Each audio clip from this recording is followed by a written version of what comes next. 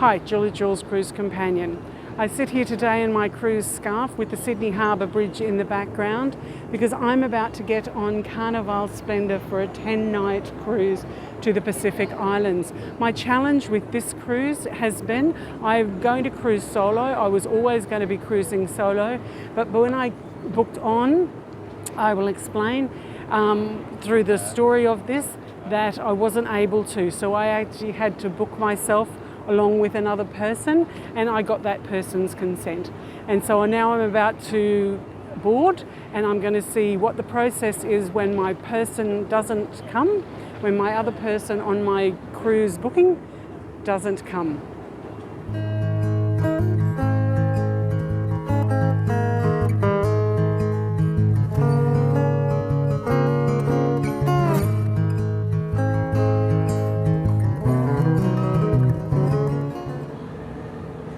Giving credit where credit is due, today Carnival had their act together and I got on the ship really promptly.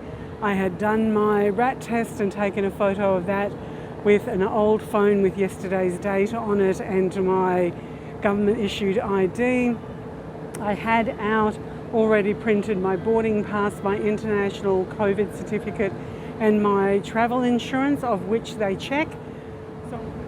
One of the things that was going to be different about this cruise is I wanted to book as a solo, but I couldn't book as a solo because when it got through to the solo booking and paying segment, it said that there were no cabins available. So I had to book for a second person as a solo with no additional port fees and taxes. It was going to be about $700. So I had to go right back to the beginning of the booking process and I had to book for 2 people. I rang my buddy and I said, this is my situation, can I use your details? And she said yes. So I went through the whole booking process with 2 people. It cost me an additional $300. So this cruise is going to cost me, the actual cruise component, $1,020 for 10 nights to the Pacific Islands. So I was a bit concerned about how the cruise company was going to respond when I appeared and my cruise buddy didn't. I had primed my cruise buddy to say they could call you because that is what happened on a previous cruise when my cruise buddy couldn't make it. Disney Cruise Line called up my buddy and confirmed that they weren't actually making it to that port, that they were going to try and make it to the next port. So I primed my cruise buddy that potentially this company would be contacting them. And they didn't. By the time that I'd gone to check-in and I told Michelle, the woman at check-in, and she gave me a stamp and I gave her the information. By the time I got to Jake, who was scanning me on the boat, the cabin had been updated and it was just me in the cabin.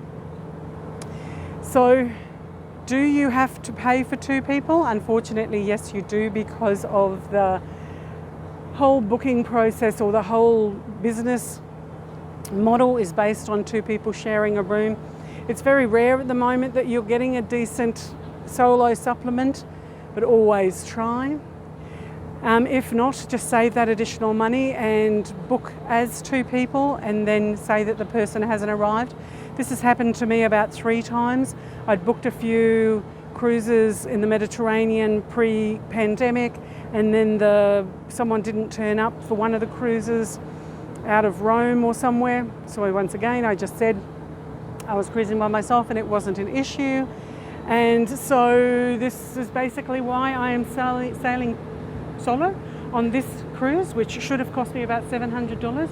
But as I say, by the time I got to that booking process, it says I couldn't because they wanted the extra money, they being the cruise company. And so I booked for 2 people using somebody else's booking details with their consent, knowing full well that they were not going to be coming on the cruise with me. And it was not an issue. If you don't like that kind of anxiety, that isn't for you. Don't do it.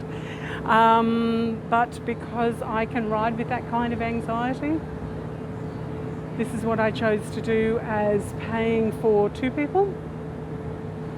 And I have also got some other, because I had to come to Sydney and not cruise out of Brisbane, which is my home port. But I'll go through another vlog about how much this whole cruise cost me for 10 days cruise to the Pacific Islands on Carnival Splendor. And around here, and then we can see a whale tail of Carnival Splendor. She's not my favourite boat, but I'll go through that. And you can look at old vlogs about why she's not my favourite boat, but I just had a couple of weeks spare, so I thought I would hop onto any cruise ship and go for a sail to the Pacific Islands. This is Julie Jules, Cruise Companion, saying stay safe everybody and happy travels.